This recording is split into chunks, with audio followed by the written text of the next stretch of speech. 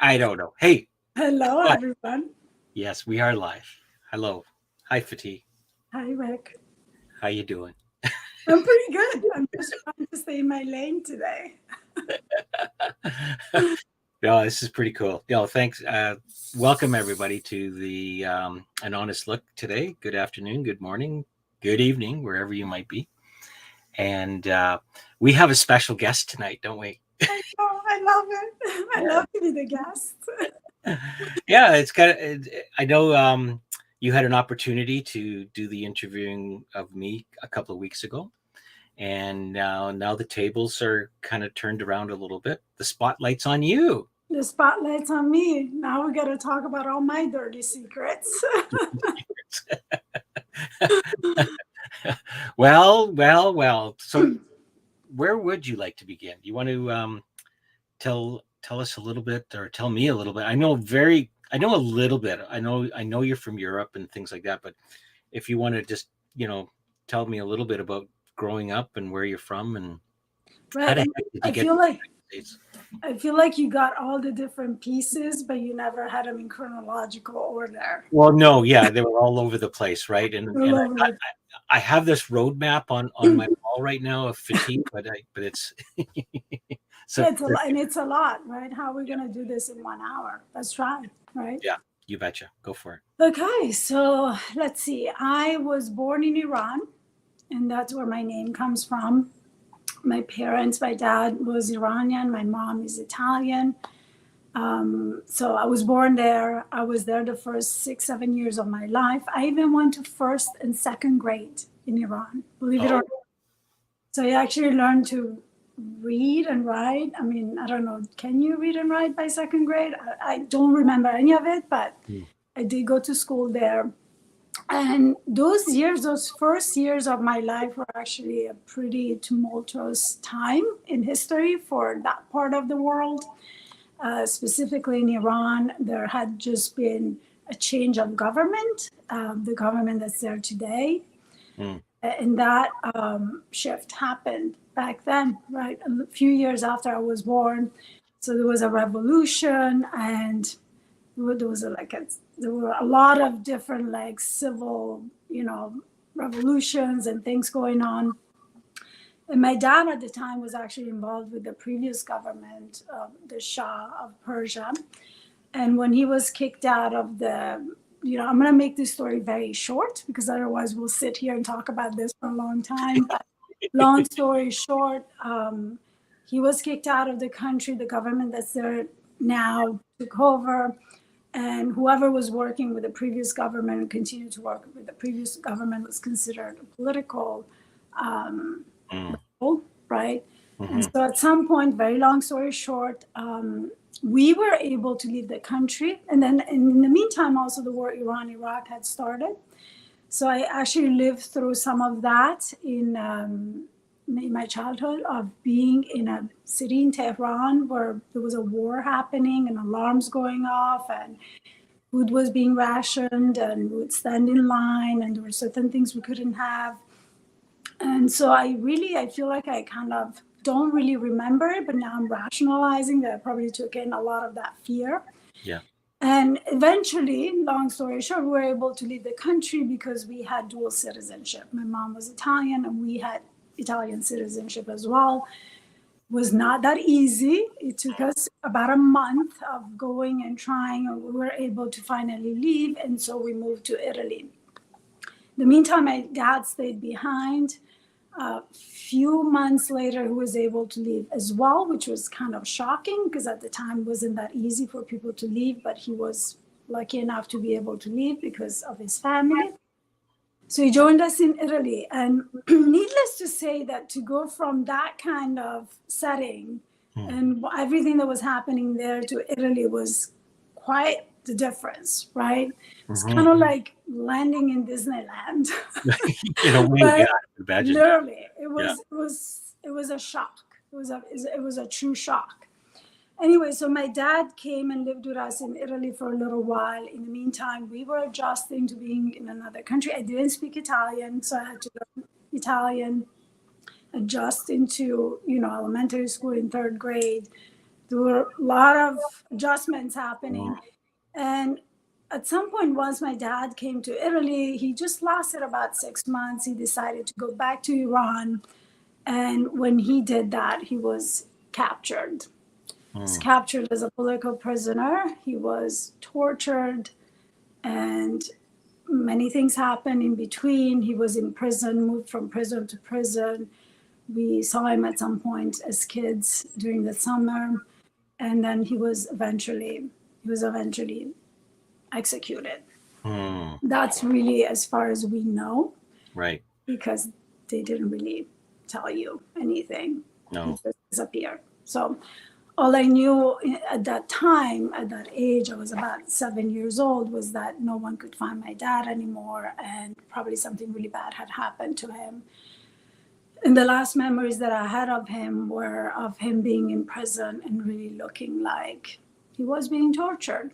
And even the setting in which we were in prison, seeing him was not, we're talking about Iran in early 80s. It's quite traumatic. But as a kid, I didn't really see it that way, right? As a kid, that was my reality, that was my story. Yeah. It's only looking back and realizing that there's so many like dark black holes in my memory that probably some really traumatic stuff had happened that I couldn't quite process at the time.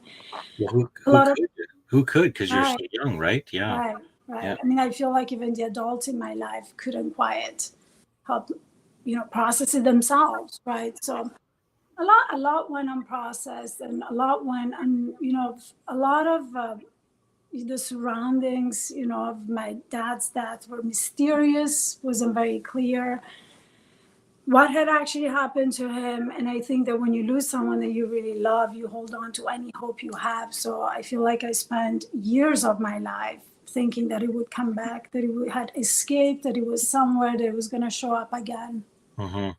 Really, truly, we didn't get a confirmation of his death until, I want to say, maybe 10 years ago. So we're Really? talking about, mid 80s. So many years. And I received a picture of a grave with his name. And then a few years later, it turned out that there was a second grave with his name. So It's like, it sounds like almost like a plot of a spy movie or something. It's like, yeah.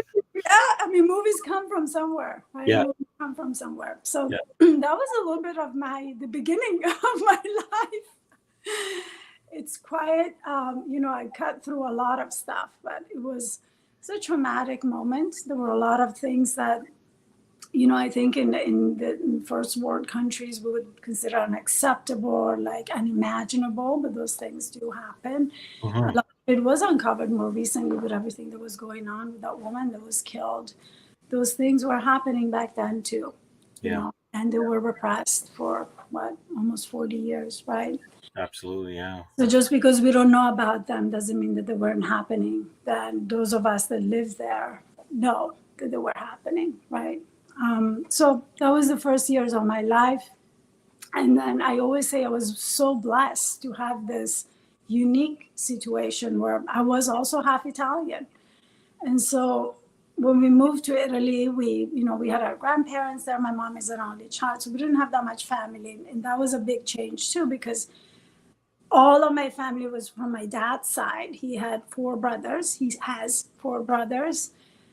But then all our family got scattered around the world because of the whole political situation and the war and everything that was happening back then.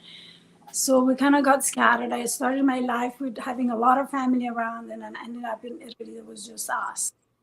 But, that's not to say that you can't create a life from there or have people that are meaningful in your life, regardless. And that's very much what happened. I went on to have a pretty Italian childhood, riding my Vespa to school. I had my friends, would hang out in the piazza and, do all the things that normal kids would do. So normal kids in Italy drive Vespas. Is this what you're saying? Oh yeah, without a helmet and crash their Vespas into cars.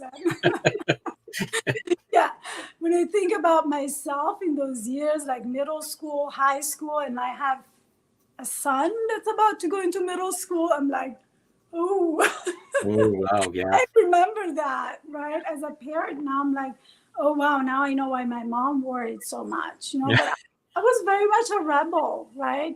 And like looking back, I feel like a lot of that came from my dad too. My dad was fighting for his country. My dad was fighting for something he really believed in, right? So I always been a rebel, like no helmet, riding the Vespa, maybe earlier than I should have. I don't even remember.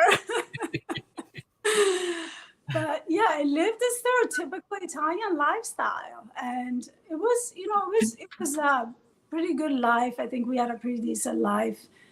Hi, Don.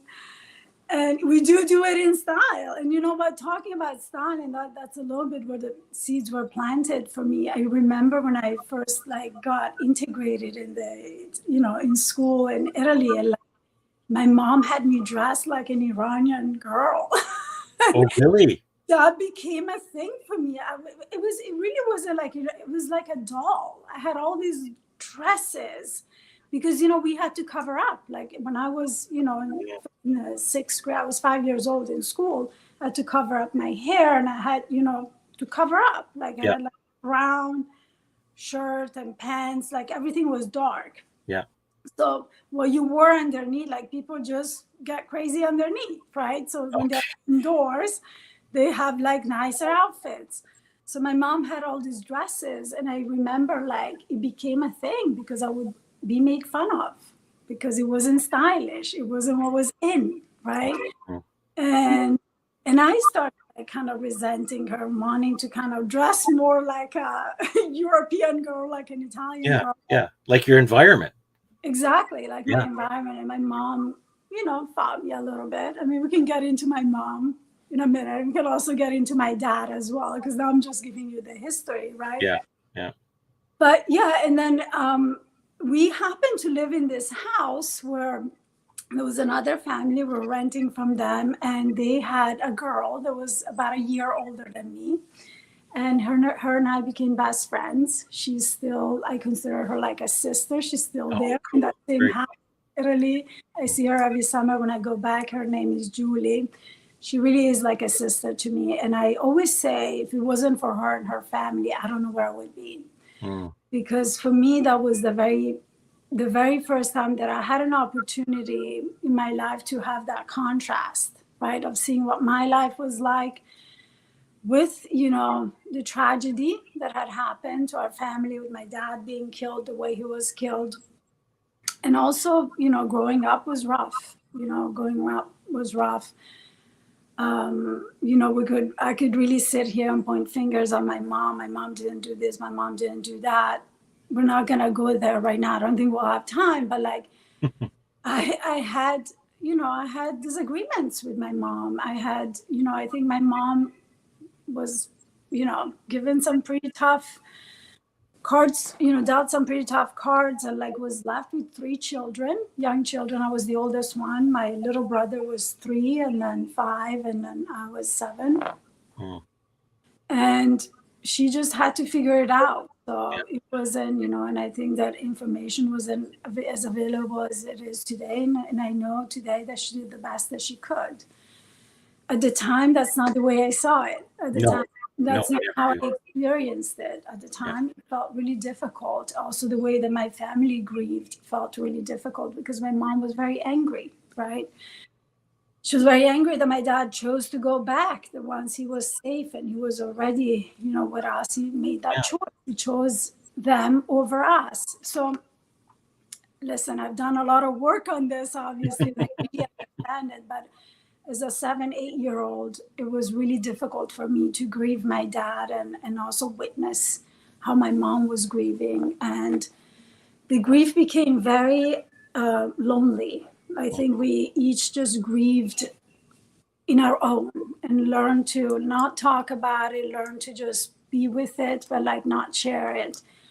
And in my mind, I just really created an alternate reality of what had happened so that I didn't have to really deal with the what it meant for person to die, because at that age I didn't really even have like a spiritually, I didn't have like a ground to land on. I didn't know what to think. I didn't know what would happen to people when they died. And I think that kind of led me a little bit later on in my life to come to the conclusion that there was nothing after life, because my dad just disappeared. So as far as I was concerned, there's nothing after this life, and we're just here. We live this life and then we disappear. So I was an atheist for a really long time.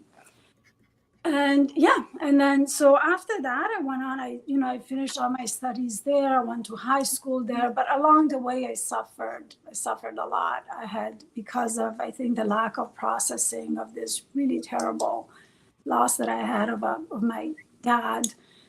I suffered from depression. I coped in really ways. I had an eating disorder at some point. I was hospitalized multiple times. For the eating disorder, or Right? yeah. Yeah. Oh Yeah. wow. Yeah. I tried to commit suicide a few times, and this is all, I would say 17, 18, 19 years old. Mm-hmm. I was just completely lost. I was completely lost. I didn't really have, I felt really disconnected from life. I didn't feel connected to anything. I didn't feel a drive towards anything. I didn't really feel excited about anything. I did things because that was the right thing to do. I went into political science because that was the right thing to do. In high school, I studied like math and science, which was the right thing to do, right? It was all about how it was going to be perceived. I had actually, I did want to pursue studies in art and culture, but my mom didn't let me because that wasn't, as glamorous. And so I ended up really, I was terrible. School was not a place where I shined or I did well. I was always the kid that, oh, is that you, Fatí, back there? That's you. Let's move you here in the front. I felt like blamed a lot. I was singled out a lot, but I was always the kid that had her hand raised. Whether it was in defiance or because I was just genuinely curious, I had a lot of questions. That seemed to annoy my teachers, my Italian, enlightened, very culturally, knowledgeable Italian teachers that I had. And that's also like something that culturally I learned. It actually did not serve me. It was not healthy. It was quite toxic, right? Mm-hmm. And we could really get into a whole conversation about culture and like tradition and how those things are like put on a pedestal, and sometimes they do become toxic, right? In this case, I think they were, right? There's a lot of labeling. There was a lot of pointing fingers. There was a lot of, you'll never be an A student. There was a lot of that. Yeah. And nonetheless, Fatí always had her hand raised. She always had questions. And oftentimes my teachers would ignore me. No more questions, too many questions, right? But sometimes there were. I was being defiant.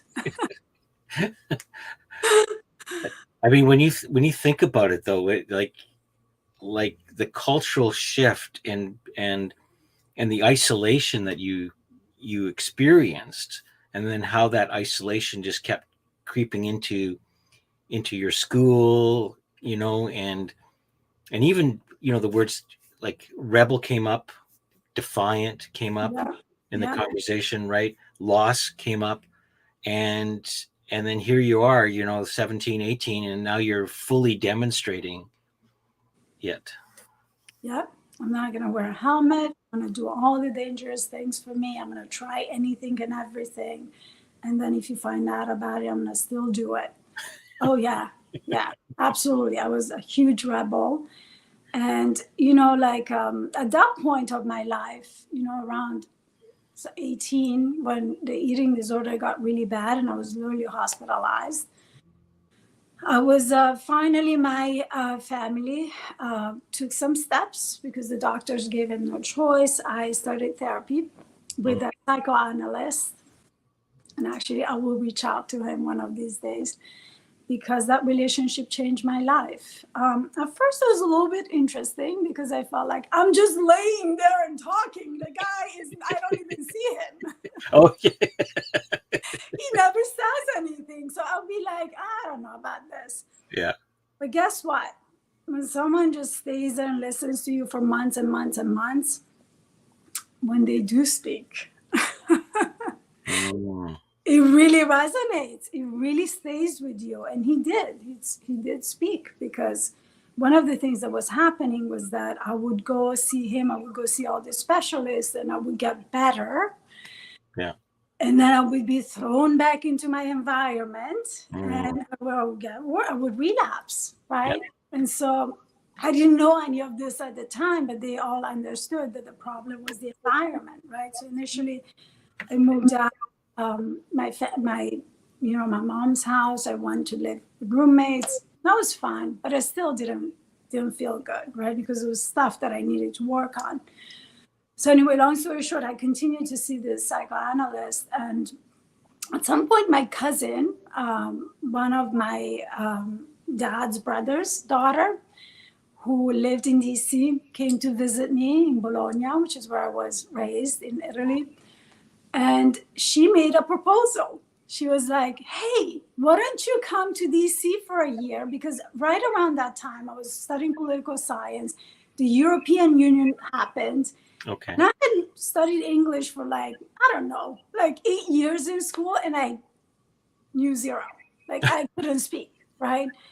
So I was like, if things don't go well with, my studies, if I learn English, maybe I can get a job somewhere else, I can do something with it. So I was considering doing this. It was a little scary because I would have had to go somewhere else for a year, away from my family. I was like, and I remember my therapist being like, that may not be a bad idea for you. Oh, really? Oh, so you were supported in that way. Yeah. The first time he ever said anything. Oh, right? Why don't you think about this? This may not be a bad opportunity for you. Or, it's been so many years, but something down the line of that. And you know what? It stayed with me. I was like, wow, he is speaking. This man can talk, he's speaking and he's encouraging me in this direction. That might be fun because I was so lost. I hated everything that I was studying. It was such an effort talking about pushing and feeling like you're not moving an inch. I think I took an exam in economics and another one in public rights, a law exam, and I couldn't do it. It was really, really difficult. So I was like, okay, I'll take a break from this. I'll take a break from this. And that's what led me to come to the United States, which today is literally 50% of my life, a little bit more. Wow. Yeah. So he guided me in this direction. I feel like I left behind my family, but I also left behind my inherited family, my friends that I made along the way. And Italians are so loyal. I still go back and they still celebrate me when I go back. I'm like, I've been gone for 23 years and they still celebrate me. That's the kind of friendships that I have back home. Wow. And so that was really difficult, right? It was really difficult in the first year to come here and then come here. And now I don't speak the language. I don't know what anyone's saying. I can't say anything. It was really, really difficult. So I went through a lot of that hard adjustment in the first, few months. I can remember going home, oh my God, my head is going to explode. It's so hard to communicate. My basic needs, took such an effort, to express what I needed, what I was doing. But you know what, being immersed in the culture like that, out of survival, that's where survival comes in, right? And it really serves us. I learned really quickly, right? And also, I had gone through that. When I moved from Iran, I spoke Farsi. I didn't really speak Italian. My mom obviously spoke fluent Italian, and I probably had heard it a lot, but she never spoke to us. I don't know that she was allowed to, actually, but I could be projecting. Anyway, and so when I came to the US was, again, I'm starting all over. But, once your mind is trained to speak more than one language, it is easier for you to pick up other languages, right? So Right. eventually I started speaking English. Then we go into many adventures. I don't know where you want me to go into, but many, many, many adventures. I was at the time, I was, I think, 22 or 23, and I brought my Italian spirit to the United States, and I very Now, much did you bring your Italian spirit or the Italian rebel spirit? the Italian Iranian rebel spirit. Spirit. Okay. But there was a lot of I was very naive too, because one thing that I experienced growing up in Italy was super safe. Super safe. Everybody was my friend, right? Everybody was kind and nice. Not everybody's kind and nice in Italy, but culturally, Culturally, yeah. what I came from, right? Like, you talk to everyone, you're Italians are givers, right? So I was walking the streets of Washington, D.C., like everybody was my friend and making friends with everyone. Initially, I was with my very protective cousin. I love you, Sarah. Was still, I really love her. But at the time, we bumped a little bit against each other. And, I ended up moving away from DC because that relationship didn't work out. I have many stories that I could share about all the adventures I had in DC, but I'm not going to get into it. I did come pretty close to dangerous moments, very dangerous moments, as just clueless 22-year-old, completely clueless of what life is like on this side of the world, right? And so I packed up my duffel bag, got on a Greyhound bus, and I moved to New York because DC, everything closed at 1:30. That was boring. So go to do they call it the Big Apple? The Big Apple. Go to the Big Apple. So I went to the Big Apple, see what's up with a duffel bag. I had a place to stay through a friend that I had met. Actually, at the time, he was my boyfriend. I was dating someone. And so I stayed with him, and and then my Big Apple New York experience started. And wow, those years were rough and thick, and I learned a lot. I was there. It was me, my duffel bag, my broken English. This was maybe 5 months into me being in the United States, and didn't really speak English that well. So at the time, to get a place, you had to take the newspaper, find a listing.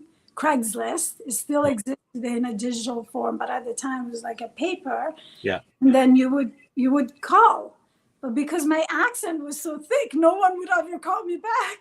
Oh, wow. So I had secured a job at an Italian restaurant, and so I had the money, but I couldn't get a place because no one would call me back. And I'm not even going to get into all the things that I saw, full circle moment, because I'm looking for a place right now, currently, right, to rent in New York City many years later.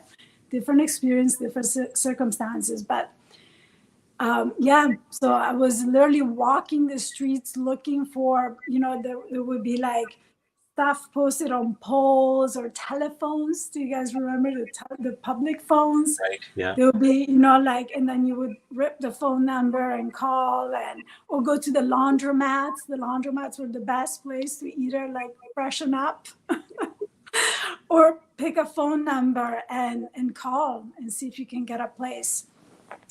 So that's kind of how my New York adventure started.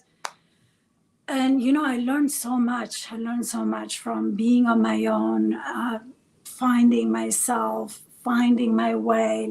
I really learned. I am one of those stories of coming with nothing. I had no money. Everything, every dime that I had at that point, I made working at a restaurant. Eventually, I got a place. And then I'm really skipping through a lot of stuff because there's a lot to Well, say. there's a lot. I'm just curious though, because I've got young daughters and things like that, and I can't imagine, and I'm sure I can't imagine any young woman, you know, coming from a foreign country, basically a backpack on your, of that's your worldly possessions, coming into a city like New York, um, and and like it could have gone so many different ways. Like you know what I'm saying? It Like could have gone so many different ways. Yeah. well, exactly. And I'm always curious about the choices that one makes that pulls you away from, I'm going to just say, the gutter, as opposed to, right? Like, was there something within you that kept saying, like you were saying no to something and yes to something else? Oh, I was saying yes to dangerous things too. I was saying Right. yes to dangerous things too. I mean, let me tell you. Yeah, I made so, oh, this guy is so nice to me. Yeah. Turns out the guy was a drug dealer.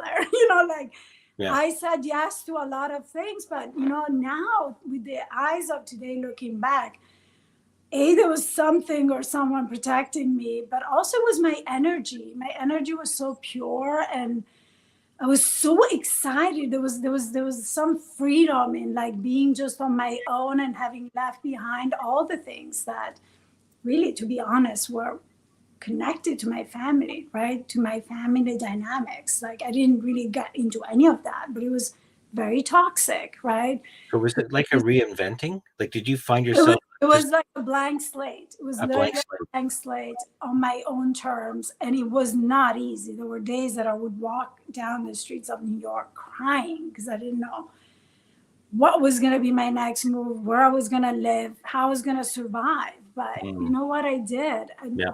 The right person always came into my life, the Mm. right time, gave me shelter. I found a place. And, even the so called golden tooth drug dealer that some of my friends that know me know the story, like, even that guy helped me out to some extent, right? So, I'm laughing because you said golden tooth drug dealer. right. Uh, and I don't know if I told you this in my past, but I had a silver tooth. Oh, you did, yeah. So that was the reason why I'm mentioning that, is because this woman that I was working with, she was a bartender, I was a waitress. It's like, so did you find a place? I'm like, oh yeah, this really nice guy. I met him in the street. Can you believe it? Like, I put all my bags in his place, and like, she's like, oh, you just met him in the. I'm like, yeah, I went out with him last night. He was shaking hands with a lot of people. He knows everyone. She's like, Wow. what does he look like? So I started describing him, and when I got to the golden tooth, she was like, okay, we're gonna all get in a van. We're gonna go get your stuff. We're gonna get you out of this guy's place. Yeah, Unreal. yeah. Wow. That's And we all did. We all went, and like it was a very good thing. I literally escaped a really potentially very dangerous situation that night, yeah. because it became very clear when I went to pick up my stuff that that was going to be the case. Yeah. So, right people at the right time came and literally saved my butt. And I survived. It became an adventure, but sometimes it felt really lonely. At times I questioned it, but there was something else that I was clearly getting from it, which was this freedom to just be who I wanted to be, and also to not be anyone to anyone, right? No one Right. really knew me. So there Yeah. were no No, perceptions, no judgment, no, no you boundaries. well, I grew up in a lot of like being labeled. Yeah. You are a 6 student, because it's not ABC. It's like, 0 to 10. No Yeah. one gets 10. You're like a 5 to 6 student. You need a 6 to pass. That was my label.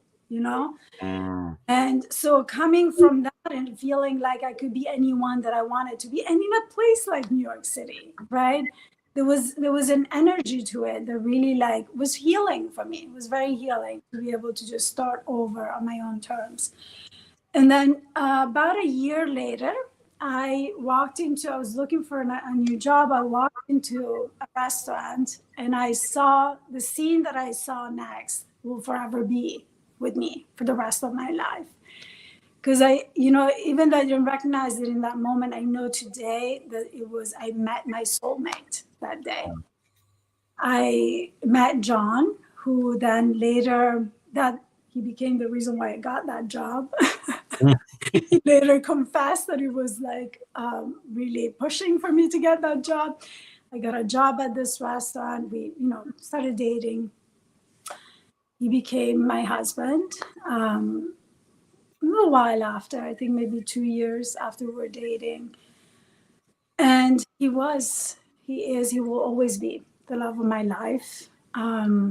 We had so much fun together. We were really young. We had some of those adventures together. We did a lot of drinking, very different lifestyle. But he was just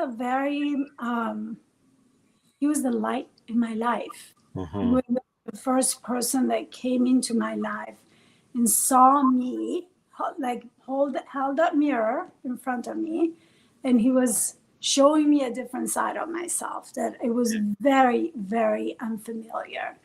And I think that because it was so unfamiliar, it really, at first I rejected it. Oh my God, I was so mean to him when we first met. I'm like, who is this guy? What is he wearing? What is he wearing was one of my, as a true good old Italian, what is he wearing? I really rejected him. And now I know why. He was too nice. Why is this guy so nice? Why is he so nice to me? And I really was mean to him. I was toxic, right? I had all my toxic patterns. But something in him, he just persisted. And eventually I got to know him better. And I was like, oh my God, he is so nice. He's such a kind person. And he was very talented and, driven. And those were very much the things that he helped me see in myself. He was like, how are you so lost? It's so obvious to me what you're good at. And I'll be like, what are you talking about? I'm not good at anything. No one ever tells me that I'm good at anything. What are you talking about? And he's like, you're so creative. Look at you, your sense of fashion. You have snakeskin shoes in February. You almost died a couple of times wearing their shoes and you keep wearing them. That's commitment. It's a true story. Yeah. You do not want to wear snakeskin Italian shoes in February in snowstorms in New York City, but that's how I was rolling. Yeah. I was clueless. I'm like, oh, that's why everyone's wearing these ugly boots, It's icy. Yeah. So I met him and it was a beautiful relationship. I ended up staying in the United States. So my 1 year, as you have gathered, turned into 2-3 years. And then eventually we're really in love and decided to get married. And so I stayed because of him. I stayed in the United States because of him. And we went through quite the rough patch for me to get my immigration documents. Anyone in those years can probably relate. So for 3 years, I couldn't see my family because of it. So we went through some stuff together. And as that was easing up, unfortunately, he got diagnosed with cancer. And this really dark moment of my life, tragic moment, another tragic moment of my life started. Because when I look back, there were multiple of them, right? My dad's tragic death, but also all of the darkness, the depression, the hospitalizations, the suicide attempts, like all of that stuff was pretty dark too. And here I was, I thought I found happiness, the love of my life, and this really big thing hit our lives. And it was very difficult to navigate. I was 27 years old at the time. I had started at a fashion institute of technology. I was majoring in fashion design. Difficult to get into. I got in right away. So everything seemed like was falling into place. But the diagnosis literally came a week after I started that.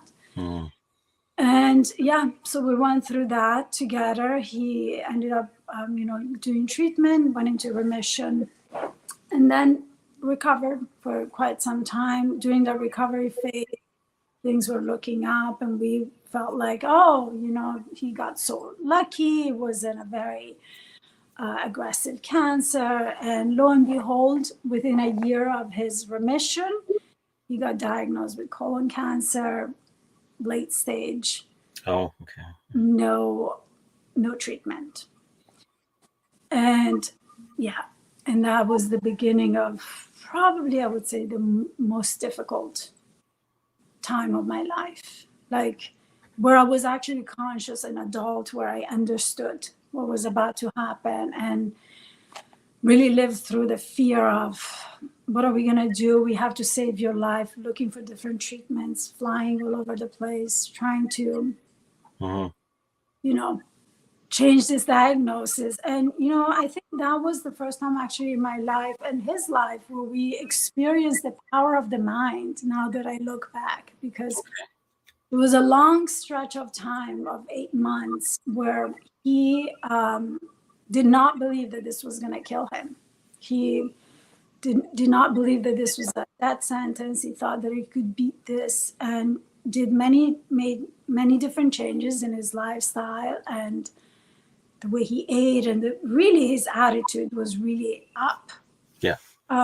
Unfortunately, what didn't really work out for him was the fact that the way he was diagnosed was an emergency. He was misdiagnosed. So by the time it became evident something was wrong, he had to have an emergency surgery to have his colon deviated. And so fast forward these 8 months where he was really eating healthy and feeling like he was going to beat this, he had to have the surgery to reverse this, or we're not going to be able to do it anymore. And once he had that surgery, he had to stop a lot of this healthy lifestyle and the diet and all of that stuff. And something about that changed his mindset, changed something within that surgery. Just there was no turning back from there. And again, the power of the mind within. He was given 8 to 12 months to live, and he ended up passing away 12 months, 2 days after his diagnosis. Wow. Like literally almost to the date. Yeah. And that was, I know you shared this with me, a few times, but it being a very significant, big loss for you. And it's up to you if you want to answer this question, but I'm a bit curious also, like, John showed you a different side of you. What did he show you? I think for the first time, he showed me the good parts of me. He showed me the creative part of me. He showed me that I was lovable, that I deserved to be loved, that I was worthy. He showed me what he saw in me. He showed me his point of view, which wasn't the lens through which I had looked, right, my entire life, or wasn't what was reflected back my entire life. We could blame it on culture. We can just really look at it as everyone brings what they have in life and they give what they can, right? I come from 2 families that come from a lot of trauma, a lot of toxicity, a lot of violence, verbal, emotional, physical abuse. And I experienced that too, right? I said I glazed over a lot of stuff just to give you the story, but there were reasons why I was so depressed. Right? Yeah. Why I tried to take my life a few times, right? It was a desperate call for help, right? And so it was the first time that I received love in a very healthy and filling and loving way. And he just had this power within him. And it wasn't just towards me, it was towards anyone that surrounded him. I really, truly, deeply believe that he was a special, special person. I mean, he was 33 when he died. Yeah. So he wasn't old, or right? Like he was taken. Wisdom doesn't come with age. Right. He was taken very, very, very early and left a lot of people really wounded and wondering why, how can something like this happen to someone like him, right? Mhm. Because he really enriched the lives of everyone around him. Like if there was a common theme during his funeral was that, Yeah. how John had the ability to make me feel good about myself. Mm. Yeah. Sorry, I'm getting a little. Yeah, that was So the yeah, recurring theme, yeah, yeah. repeated over and over again from many people. So yeah, that what he represented for me was that the good in me, the good in life, the creative side of me. He made me feel like I was the best thing that's ever happened to him. Hmm. I think he was probably the only person in my life that has made me feel that way. Well, my kids too, Yeah, actually. yeah, Sorry. John, you're gonna have to share this one with my kid. yeah. No, no. Yeah. I mean, we often say that in our world of coaching, others will see more of you than you'll ever see of yourself. Oh, yeah. And So John saw, like you said, he was the mirror, but it was the good side of the mirror. Like, whether it's a bad side or a good side, it doesn't matter. But it's they see when you notice like your soulmate, they see something in you that we often deny in ourselves, right? So, so now your mirror, your rock, your however you want to describe John, the physical presence of him is left. What's left of Fatí now? right. I mean, like I would say, as I mentioned before, right? I do think he was he came into my life to completely give me the contrast. He was the contrast in my life, right? Yeah. Completely shifted my life because now I had experienced that. Now it's not so simple, right? Because the dark side and the wounding and the trauma is still there, right?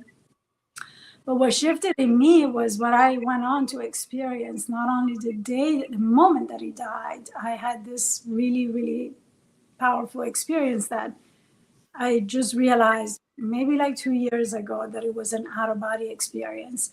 But at the time, I thought that I just went into shock and I was hallucinating. But I had this really strong experience the moment that he died. I felt sucked out of my body, and I Mhm. was seeing us and everyone in the room from above. So that debunked my belief that there's nothing after this, right? Like it just really like it was that like, can you see? Can Mhm. you see? Right. And again, after, in a few months right after his death, I had multiple experiences like that. Mhm. Like my sleep, he came to me multiple times. Many weird, we were talk about synchronicities and coincidences, like, and I wrote them down. I started writing them down because it was like, so that was where the seed was planted. You were asking me before we got on, like how did I become spiritual? Like where do I stand on spirituality? But that was the thing that I couldn't deny.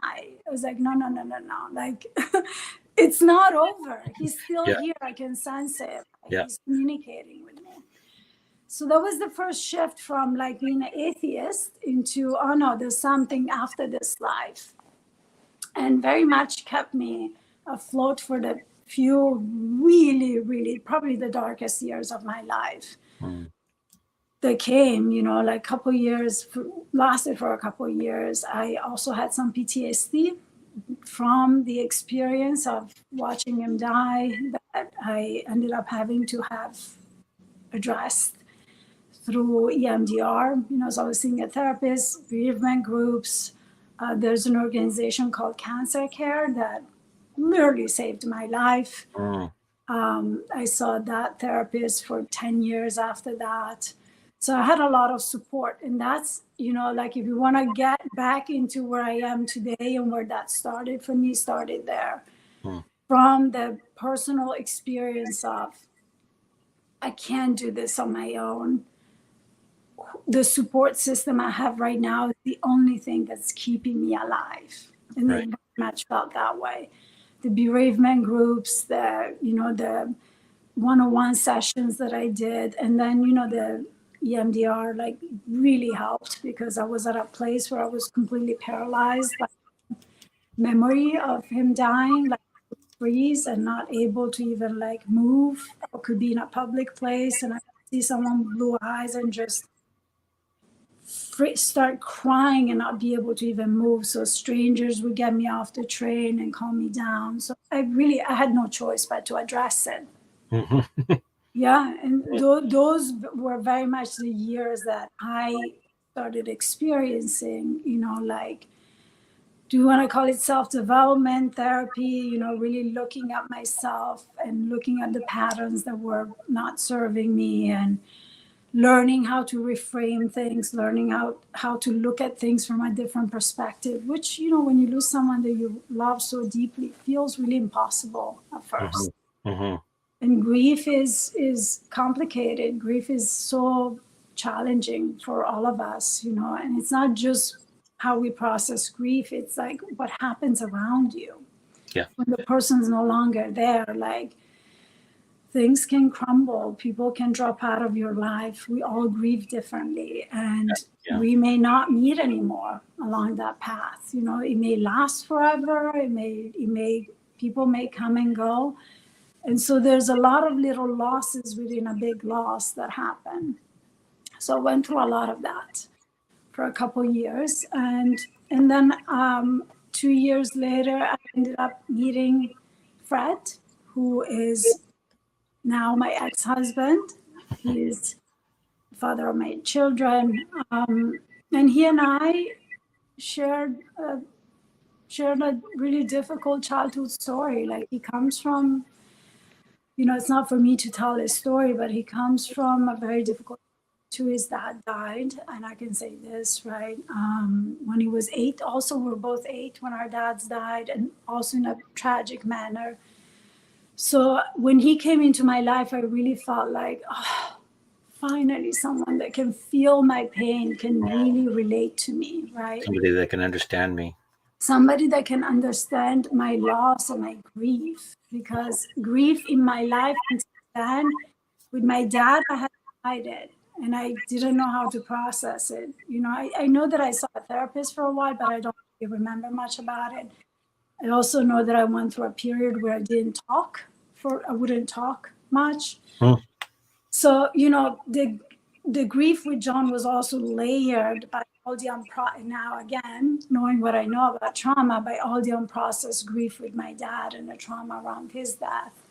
So when Fred came into my life, he was, oh my God, I felt like finally seen and, like, supported. And he did have the ability to just sit there and listen to me and really understand where I was at. I was not healed. I was not in a place to be with anyone. Today I know that. At the time I didn't. Right.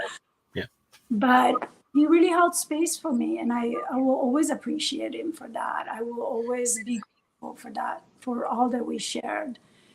And we had an amazing few years together. We, eventually, I think it did help me, that relationship, to kind of move past the grief and be able to be with someone else fully.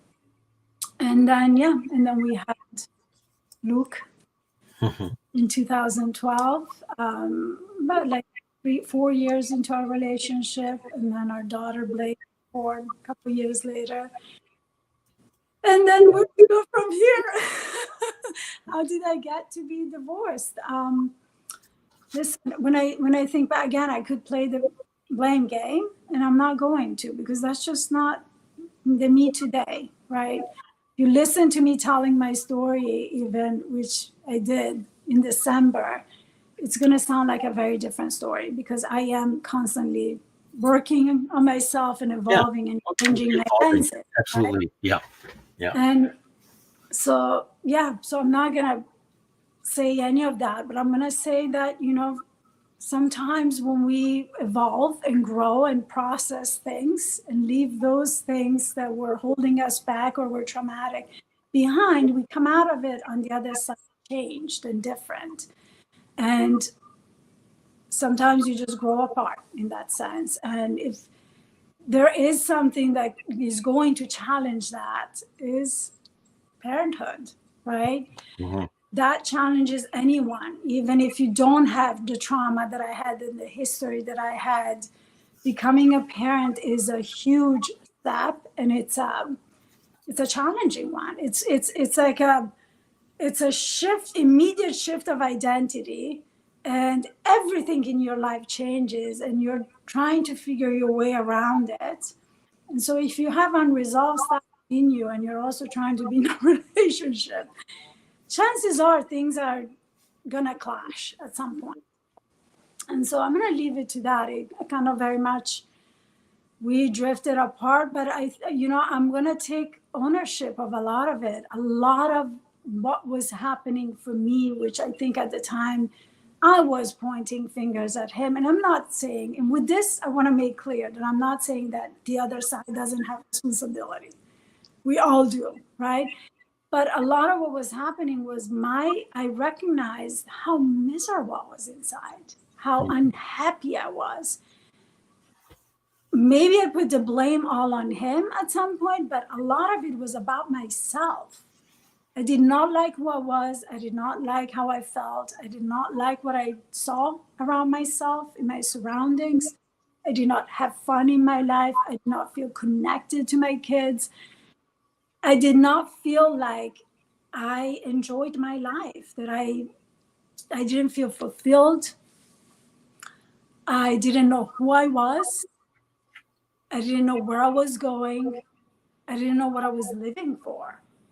And I mean, I'm sorry, but those are like some really tough questions to answer when you have two human beings that you have just created. Right? Well, especially like when I'm reflecting back on your story, it's almost like you did a time jump back to the time when you left Italy. Like it's almost like you were in the same time. Are you frame. seeing it? Yeah, yeah. Are you seeing how the patterns have repeated? Right? Yeah. How the patterns have repeated, right? Including the fact that now I'm a single mom. My mom became a single mom, right? Different reason why she was a single mom, but right? Yeah. Yeah. When you start looking back and connecting the dots, you see how these things are repeating, right? And so, yeah, so that was the beginning of really, it was when I turned 40, and I'm giving away my age. Do not put all this together, please. I don't care. Anyway, I'm 46 now. So that was 6 years ago. I don't know why that 4 in front of my age was like such a big deal for me. How can I be like this? How can I feel like this?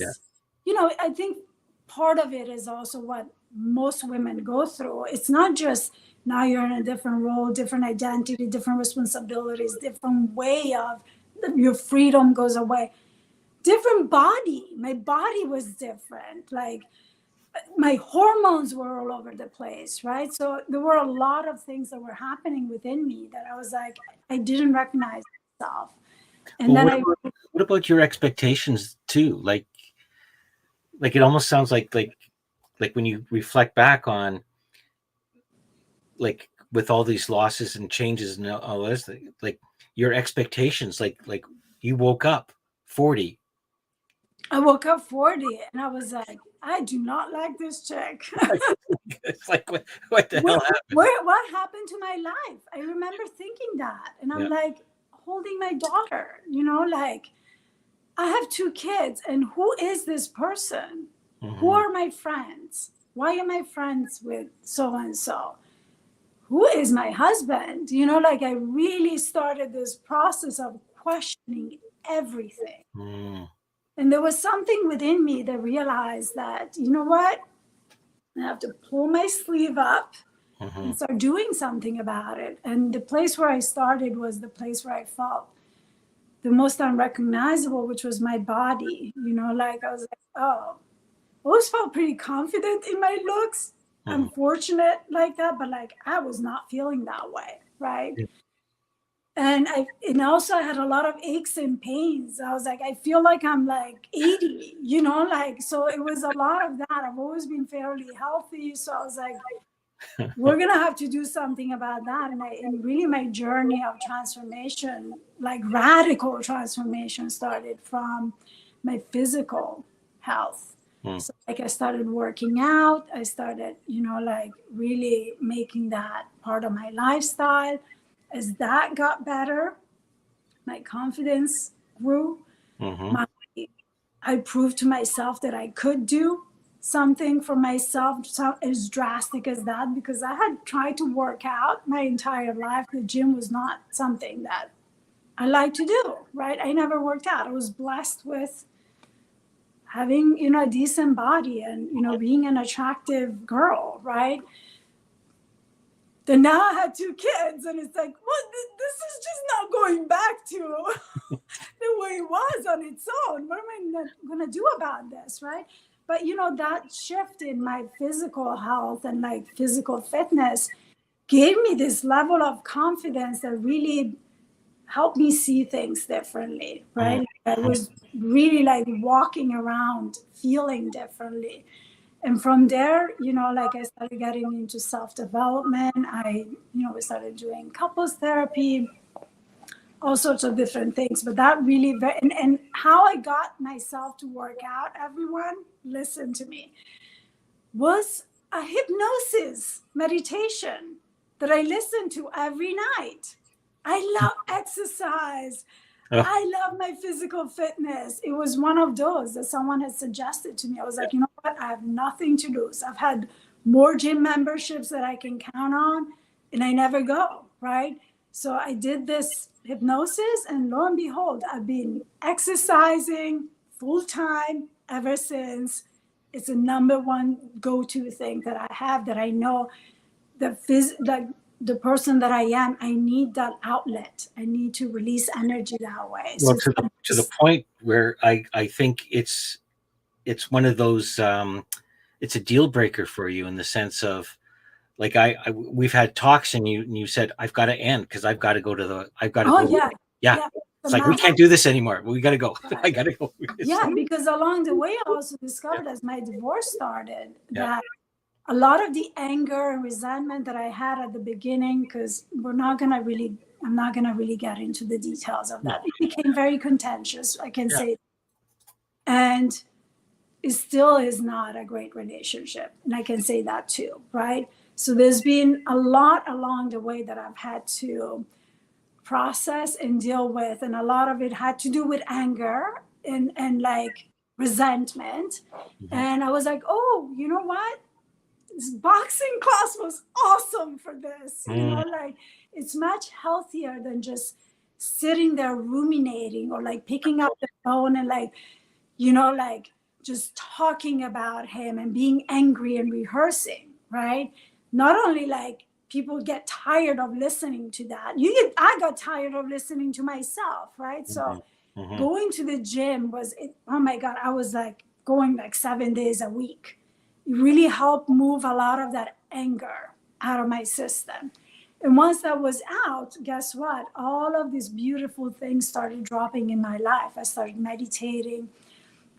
I started like a hypnosis, course where that was life-changing. That was another life-changing. That was the first like true, like big, thick part of everything that was in here that was cluttering my thoughts, and all of the rehearsal and the stuck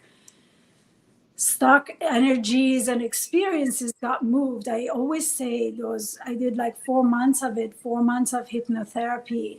It felt like somebody took a vacuum cleaner to my brain. And now I had this brand spanking new brain that I had some control over, and that was doing things that I liked.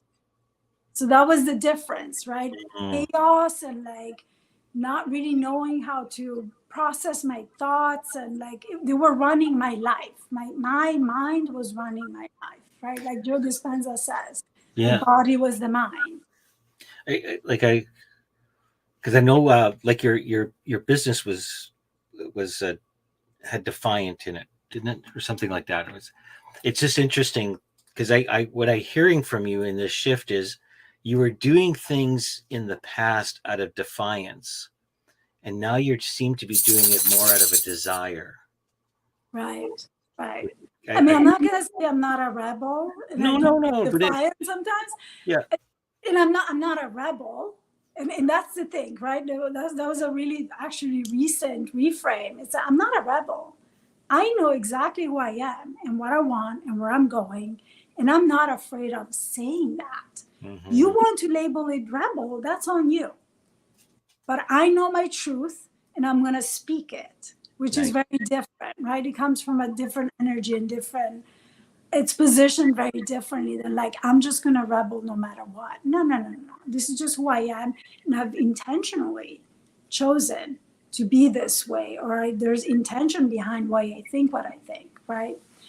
So we can call it rebel, but it has a connotation to it. Or we can just Yeah, say being firm, like really firm and standing in your own truth, right? yeah, That's the way I see myself today. yeah, yeah. So, and and then I would say, like, I know like it's been over an hour. It was impossible to keep it in an hour, but within that process, it started through the exercise and then hypnotherapy.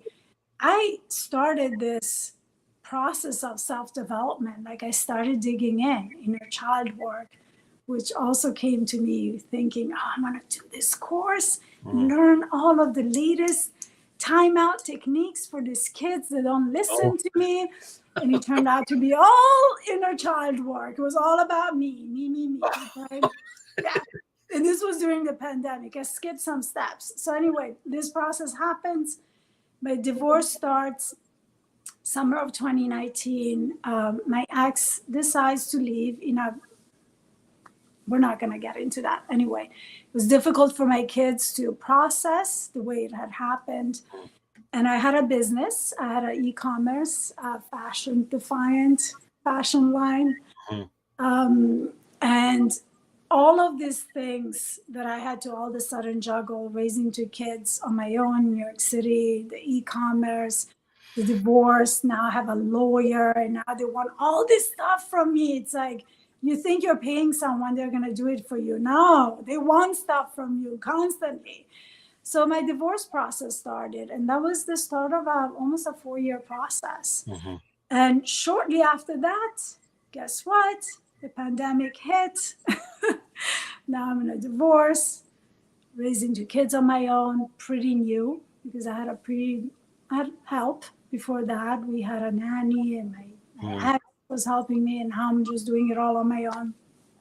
So I went through a lot of shock. There was a lot of, there were reasons for my anger. And a lot of like, what the hell am I gonna do? Like, what do I do with these kids and their feelings and how they're feeling about this? I can't even figure out my own stuff, right? So it was the first time in my life that I couldn't just go down deep and dark like I had done with my dad's death, with John's death. I really went rock bottom. I would go rock bottom because I knew there's only one way. And that's up, right? I would get depressed and I would get doom and gloom and go on like that for months. I couldn't do that. I had two kids that were relying on me. And I always say, they saved my life. If it wasn't because of them, I would have repeated my own pattern, right? Yeah. But because this time there was this variable, I could not afford going down like that. And so I really started looking at things and facing things from this more aware place, and did a ton of work on myself. I mean, it became an obsession, trying to understand how did I end up here. And really the very first thing was, oh, you mean I have to look at what my part was in this? Take responsibility. in this Yeah. relationship not working? Because I want to tell you about how he did this and he did that and how it's all his fault. Mm-hmm. But then now I had to really look at myself and my part in it. And when I started seeing all of that, started seeing all the parts of me that were toxic, that were not kind to him, that had a part in this ending, that were the parts of me that were not showing up with my children in the best way, or that were going to repeat generational patterns, right? That were toxic. And that was a tough, and all of this while COVID is happening and I'm homeschooling my kids full time. So now I'm like entering this teacher identity that I do not like. And I went through all of the normal COVID things that we all went through, Yes. right? Yeah. Going Yeah. on, the world is falling apart. And I live in New York City, right? Lockdown. Like, I mean, everyone who lives probably has seen the footage of what that was like in New York, like ambulances and people dying all over the place. And yeah, I was juggling a lot. You know, like I always now that I'm saying this, I'm like, oh yeah, that was pretty tough too. You know, like I had been through some really tough stuff. That was pretty rough. It came at me in so many different directions. Mm-hmm. And along the path, because I want to get to this point, right? Along the initial stage of me really looking at myself, I would always talk to a girlfriend of mine and we would share notes, talk about Joe Dispenza books and all this stuff. And she was like, you could be a coach. In fact, I think you should be a coach. What are you talking about? I'm a fashion designer. What is a coach? And I just rejected it, right? But she's an NLP coach, and she was like, you know what? I'm doing this NLP course. It's very short, no commitment. You're sitting at home anyway. No one's going anywhere. Why don't you come and do it with me? Mm-hmm. And that was the beginning of my coaching career. Okay. The beginning of my coaching career. That's where it all started. And it was also the very first time in my life when I started coaching and, you know, meeting other coaches that I realized, oh my God, all this stuff that has happened to me, people are seeing this as with appreciation. It's helping them. It's helping them through their stuff. Mm-hmm. It has given me wisdom. It has taught me so much. I am resilient. I am strong because people's jaws would drop. And I always felt like shrinking around my story. Yes. Right? Yeah. Like I wanted to hide it. It was like a label for me. I'm the girl that her dad died. I'm the girl that was a widow at 30. I'm the girl that's getting divorced, right? I'm the girl that was depressed. I always saw it as a label, a negative label. Yeah. When I started coaching, I realized how much of a superpower it is. I realized how much through these stories, these tragedies, we can really come out on the other side empowered. I mean, we could stay in it and do what I did most of my life, blame and see all of these terrible things that were there. It was very believable. All these terrible things that were happening in my life is like, I'm cursed. Why me? Why so much stuff? All these people die in my life, right?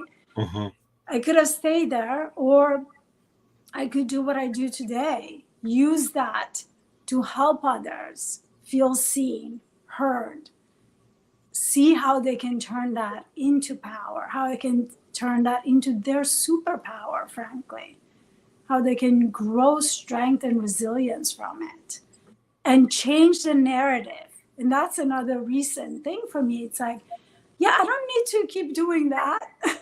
No. I don't need to keep repeating these patterns and keep learning this way, because it's almost like a medal of honor to have been through all this stuff. I realized that was part of my identity too.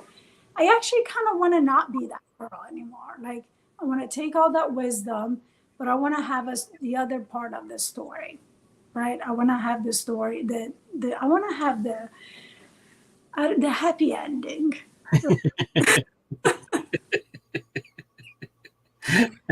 Yeah. No, that's it's interesting that you now get to be the mirror for others. Isn't it interesting, right? Yeah. Isn't it interesting? Yeah. And I think even today, when I forget about that, when I question it, when I, you know, and I'm very open about the things that I'm going through, it's a really big moment of transition for me ever since my divorce ended. I've had moments of doubting it. And every time I do that, there's that very clear redirection. And, you know, and one time came from you, right? And I think I posted about that too, you know, like that little tap on the shoulder. Can you please look this way for a minute? Yeah. because all your evidence is right here. Yeah. You're just not looking. And so I do feel very on purpose. I do feel that my life has trained me to be who I am today. When I became a coach, it was so effortless that I was like, I don't know about this whole coaching thing is really easy. It was very easy for me. Yeah. Well, yeah, no wonder. Been through a lot. I've done also a lot of therapy, a lot of work on myself. You have a therapist for 10 years, you learn a little bit, right? Mm-hmm. From modeling, right? But yeah, I feel really called to do this because I've been through so much pain in my life that I know what it's like. I know what it's like to go through feeling stuck, feeling pain, feeling like there's no reason to live, feeling like there's not a different story available to us, that we're never going to get anywhere, that we're not meant for greatness, because I lived them on my own skin. Mm-hmm.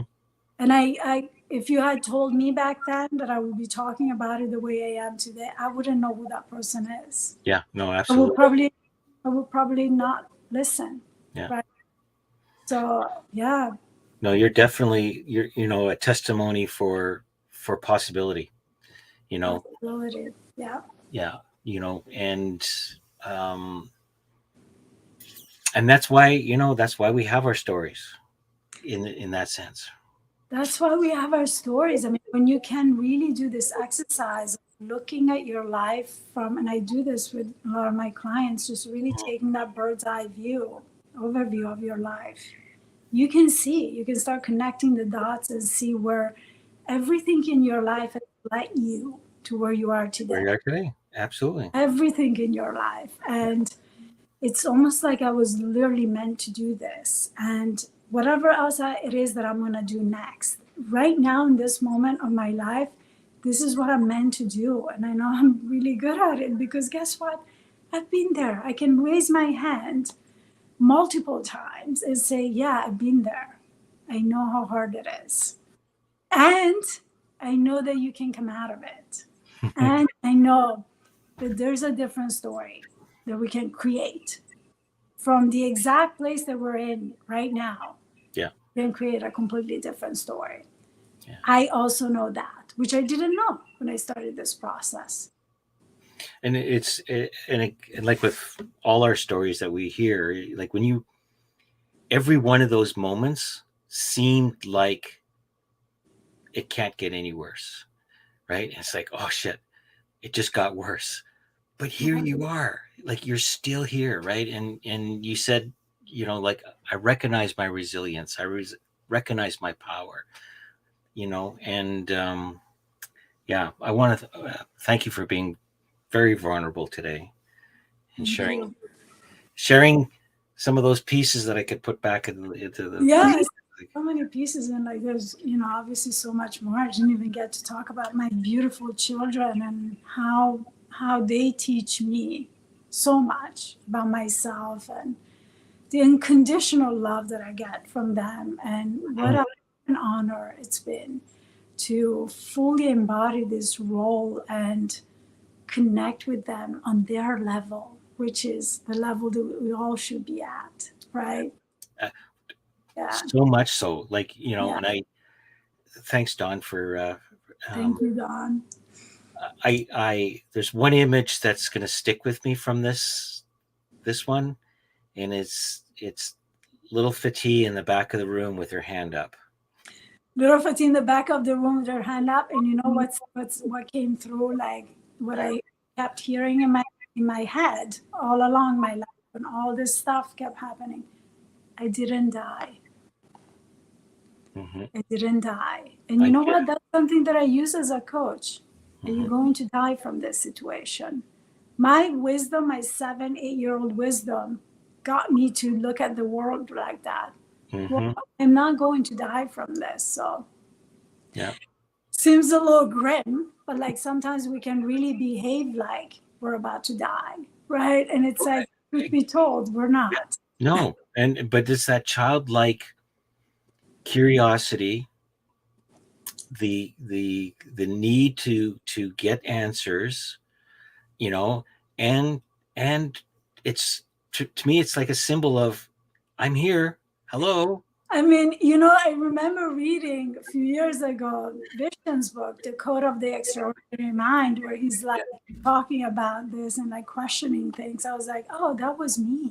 That's where I realized, oh yeah, that was conditioning. I was conditioned to think that being so curious wasn't okay. No. But I was always that.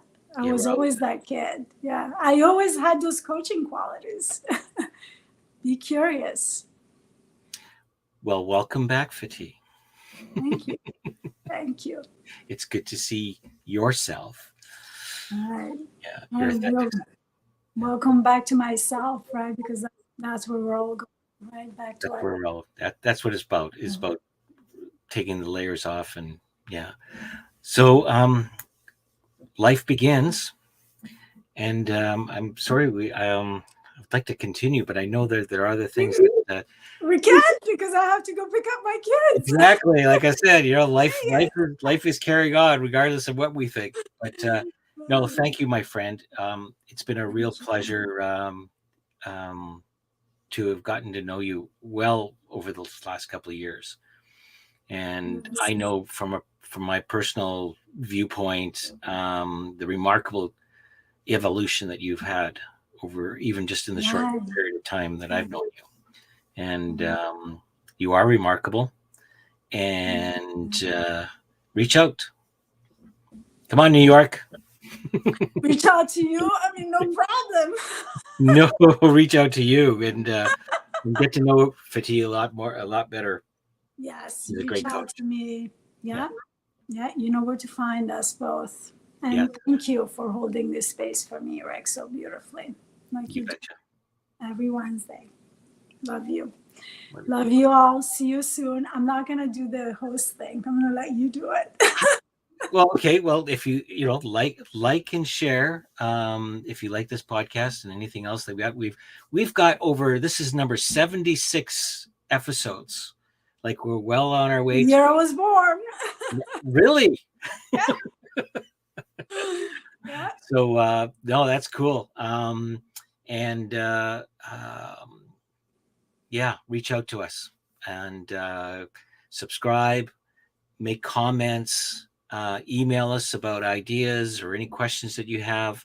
We're more than thrilled to answer anything that comes our way. So, anyways, take care. Until next time.